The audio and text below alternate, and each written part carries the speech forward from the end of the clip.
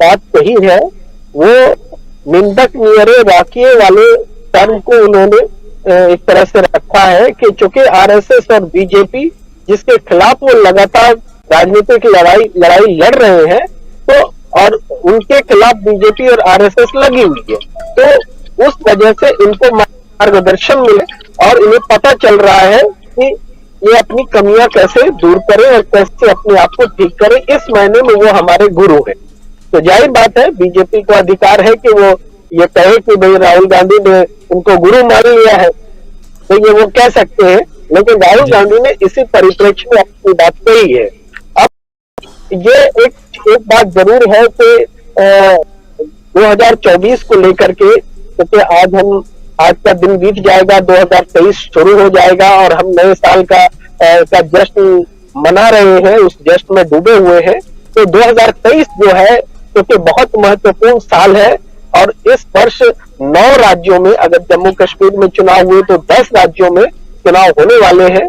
तो इन 10 राज्यों में चुनाव नतीजों से जो तस्वीर बनेगी, उस तस्वीर का 2024 पर बहुत बड़ा पड़ेगा और 2022 को भारतीय जनता पार्टी कई मायनों में याद रखना नहीं चाहेगी।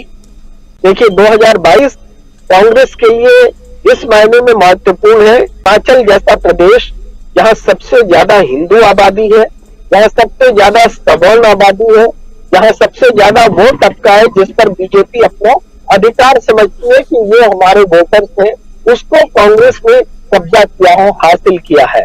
तो ये उसकी उपलब्धि के रूप में है। दूसरी तरफ एक और बात है जो एहतियातन समझनी पड़ेगी कांग्रेस को, वो ये कि क्षेत्रीय दलों को कैसे लें।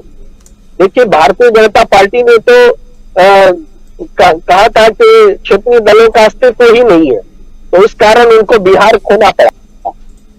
आज कांग्रेस क्या कह रही है? कांग्रेस कह रही है, राहुल गांधी कह रहे हैं कि क्षेत्रीय दलों के पास राष्ट्रीय विचारधारा नहीं।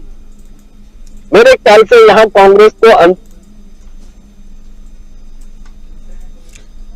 प्रेम कुमार जी डिस्कनेक्ट हो गए हैं। जब तक कनेक्ट होते हैं तब तक उनके पास फिर से आऊंगा, लेकिन आना चाहता हूं प्रोफेसर रविकांत जी आपके पास और आपसे भी समझना चाहता हूं कि राहुल गांधी ने आज हमेशा की तरह, हमेशा राहुल गांधी आरएसएस बीजेपी पर वार करते हैं, आज भी वार करते हुए नजर आए हमारे नजरिए से, लेकिन गुरु वाले शब्द को लोगों ने ऐसा पकड़ा कि अब कह रहे हैं हिमंता विश्व शर्मा कि आप चले जाइए आरएसएस मुख्यालय, वहां आप मत्था टेक के आइए। क्या कहेंगे इस पे? देखिए एक बात तो प्रेम कुमार जी ने बहुत स्पष्ट कर दी है कि राहुल गांधी अपने विरोधियों को भी सम्मान देते हैं, उनको नजदीक रख करके उनसे सीखते हैं और ये असली भारतीय परंपरा है। आप अगर प्रोफेसर साहब बैठे हुए हैं, दर्शन का उनका बहुत अध्ययन है और इस देश में अगर दार्शनिक परंपरा को देखिए तो लगातार एक दूसरे दर्शन के खिलाफ पूरा डिस्कोर्स रहा है, लेकिन कभी किसी व्यक्ति पर, किसी विचारक पर दूसरे विचारक ने कभी व्यक्तिगत टिप्पणियां नहीं की। यह भारतीय परंपरा है जी। जो आरएसएस और जो बीजेपी राहुल गांधी को पानी पी पी करके कोसते रहे, वही राहुल गांधी आज आरएसएस और बीजेपी के प्रति कितने नरम हैं। जब वो गुरु कह रहे हैं तो उसका मतलब वो सम्मान कर रहे हैं, वो उनके प्रतिद्वंदी है, वो दुश्मन नहीं है। और ये वो कांग्रेस की परंपरा भी है। आप गांधी जी को याद कर लीजिए, नेहरू को याद कर लीजिए, या उसके बाद की पूरी फेहरिस्त को याद कर लीजिए। गांधी जी के प्रतिद्वंदी तमाम थे, लेकिन वो दुश्मन नहीं थे। नेहरू ने तो श्यामा प्रसाद मुखर्जी को अपने मंत्रिमंडल में शामिल किया, डॉक्टर अंबेडकर को अपने मंत्रिमंडल में शामिल किया और आजादी के आंदोलन में जो सबसे बड़ी प्रतिद्वंदता है वो गांधी और अंबेडकर की मानी जाती है। लेकिन फिर भी अंबेडकर के व्यक्तित्व और उनकी विद्वता से प्रभावित होकर के, उनको उस जानते हुए गांधी जी ने संविधान सभा में उनको ले आने के लिए नेहरू से कहा कि आप उनके पास जाइए और उनको लेकर के आइए।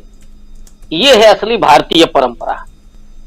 लेकिन दूसरी तरफ जो ये आरएसएस की परंपरा है, मैं आज एक बात कहना चाहता हूं कि राहुल गांधी के लिए जिस टर्म का इस्तेमाल होता रहा है 1 दशक तक तो बहुत ज्यादा, ये शब्द पहली बार जब मैंने सुना था, जो मुझे याद है, और वो शायद पहली बार ही इस्तेमाल हुआ था जब राहुल गांधी अपने पिता के हत्या के बाद अंत्येष्टि के लिए आए थे।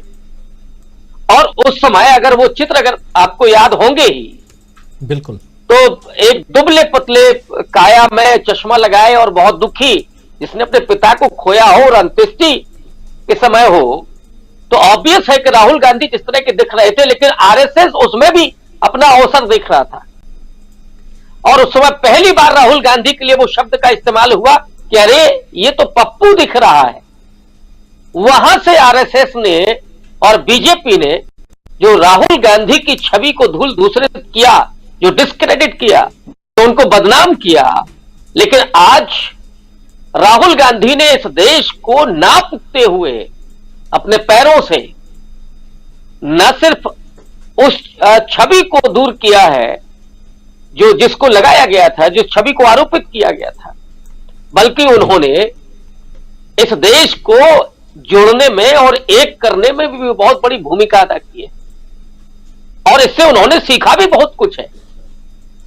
तमाम संस्कृतियों को, दक्षिण से लेकर के और उत्तर भारत की, उस संगीत को, गीत को, नृत्य को, भाषा को, वहां के पहनावे को, इस सबको राहुल गांधी सीख रहे हैं और जान रहे हैं कि किस तरह की नफरत है इस देश में। और उनका निष्कर्ष क्या है कि नहीं, नफरत नहीं है लोगों के बीच में, ये नफरत फैलाई जा रही है या नफरत बताई जा रही है सिर्फ चैनल्स के जरिए। असल में इस देश के लोग सहिष्णु हैं, सौहार्द रखते हैं एक दूसरे के प्रति।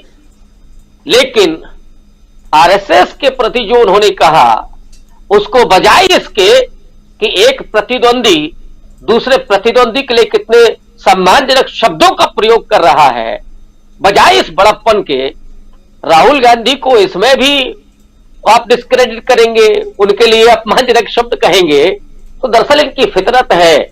वो हेमंत बिस्व शर्मा हो या कोई और भी हो। और आपने पिछले डिबेट में जो कहा था कि हेमंत बिस्व शर्मा तो आज भी सोचे कि वो बिस्किट काश हमको मिल गए होते। उनकी जो भाषा है वो वही वाली भाषा है, वो बड़प्पन नहीं है हेमंत बिस्व शर्मा में। लेकिन राहुल गांधी का जो व्यक्ति, और आज आप उनका कॉन्फिडेंस देखिए, जिस ढंग से बात कर रहे हैं। और मुझे अब लगता है, ये मैं आखिरी टिप्पणी कर रहा हूं, कि राहुल गांधी अब न रुकने वाले हैं और न उन्हें कोई रोकने वाला है। अब राहुल को रोकने वाला इस देश में अब नहीं है कोई। वहां पहुंच चुके हैं राहुल गांधी, इसलिए वो हर सवाल का जवाब लगातार प्रेस कॉन्फ्रेंस कर रहे हैं बिना टेलीप्रॉम्प्टर के। यहां तो प्रधानमंत्री टेलीप्रॉम्प्टर के बिना पा रहे हैं, अडानी साहब भी वही कर रहे हैं। तो ये जो उन्होंने बड़ी विनम्रता के साथ कहा, और ऐसा नहीं कि उसमें कोई अमान का भाव हो। उन्होंने कहा, अरे भाई मैंने क्या बिगाड़ता है, ये विकल्प क्या मेरे लिए नहीं होगा। तो उस देश के सामने विकल्प खड़ा कर रहे हैं कि विकल्प हेलीकॉप्टर वाला होगा या वो होगा जो सीधे जनता के जुड़े सवालों का जवाब देता है। जनता के सामने वो विकल्प पेश कर रहे हैं राहुल गांधी। और इसीलिए पिछले 2 दिनों में जिस तरह से राहुल गांधी को लेकर के चर्चा हो रही है, अब मैं उस पर तो खैर टिप्पणी नहीं करूंगा, वो कांग्रेस पार्टी का अपना मसला है, विपक्षी दलों की अपनी भावनाएं हैं। लेकिन इसमें कोई दो राय नहीं है कि अब राहुल गांधी न तो रुकने वाले हैं न कोई उन्हें रोकने वाला है। वे निर्विवाद रूप से इस देश के लोगों के नेता बन चुके हैं, उनकी भावनाओं को समझते हैं, उनसे वो जुड़ते हैं, उनके दुख दर्द में शामिल होते हैं। वो नेता राहुल गांधी बन चुके हैं। वो प्रधानमंत्री बनते हैं कि नहीं बनते हैं, ये तो आने वाला वक्त बताएगा। जी बिल्कुल, आने वाला वक्त बताएगा। 2024 की बात हो रही है, प्रधानमंत्री पद की दावेदारी 2024 में होगी, मई महीने में, लेकिन उससे पहले 2023 का इंतजार स्वागत कर रहे हैं हम तमाम साथी जो इस वक्त चर्चा कर रहे हैं और जो सुन रहे हैं हमारे साथी वो भी। लेकिन साथ साथ जो राजनीति चल रही है, 7 सितंबर से 31 दिसंबर तक क्या कुछ बदल गया है, और बदला इतना ज्यादा कि राहुल गांधी ने आज 10वीं प्रेस कॉन्फ्रेंस कर ली और इस प्रेस कॉन्फ्रेंस में खुलकर अपनी बात रख रहे थे। बात चीन और पाकिस्तान पर भी, बात आरएसएस और बीजेपी पर भी, बात अपनी टी शर्ट पर भी, और बात अदानी पर भी। अदानी को टेलीप्रॉम्प्टर, अदानी की कुर्सी चेंज कर लिए, प्रधानमंत्री को टेलीप्रॉम्प्टर, और मेरे लिए कुछ नहीं, ये कह रहे थे राहुल गांधी। आइए एक बार फिर से आना चाहता हूं प्रेम कुमार जी के पास। प्रेम कुमार जी डिस्कनेक्ट हो गए थे, कार में थे, लेकिन अब वो शायद अपने घर पहुंच चुके हैं। और प्रेम कुमार जी, अपनी बात आप आगे बढ़ाइए। आप जब हम बात कर रहे थे आरएसएस और एक सम्मानजनक के रूप से, तंज भले तंज ही कसा, लेकिन तंज में कोई ऐसे शब्दों का, अपशब्दों का प्रयोग नहीं जिससे आप ये कहें, घेरने की कोशिश करें राहुल गांधी को। लेकिन ये जो मीडिया है, आप और हम सब अच्छी तरह से जानते हैं कि कहीं ना कहीं से कोई जुगाड़ निकाल ही लेता है। तो जुगाड़ निकालने की कोशिश, गुरु कह दिए तो उस पर भी परेशानी, गुरु ना कहें तो उस पर भी परेशानी। लेकिन राहुल गांधी अपने अंदाज में कुछ कह रहे थे। आप प्रेम कुमार जी जरा अपनी बात को आगे बढ़ाइए। राजीव जी, राहुल गांधी जी ने तो स्पष्ट रूप से हमेशा कहा है कि वैचारिक लड़ाई वो लड़ रहे हैं और चुनाव में भी जीत और हार जो है वैचारिक धरातल पर होगी। आर और पार, इधर या उधर, गोलबंदी भी जो है उसका आधार भी वैचारिक रहेगा।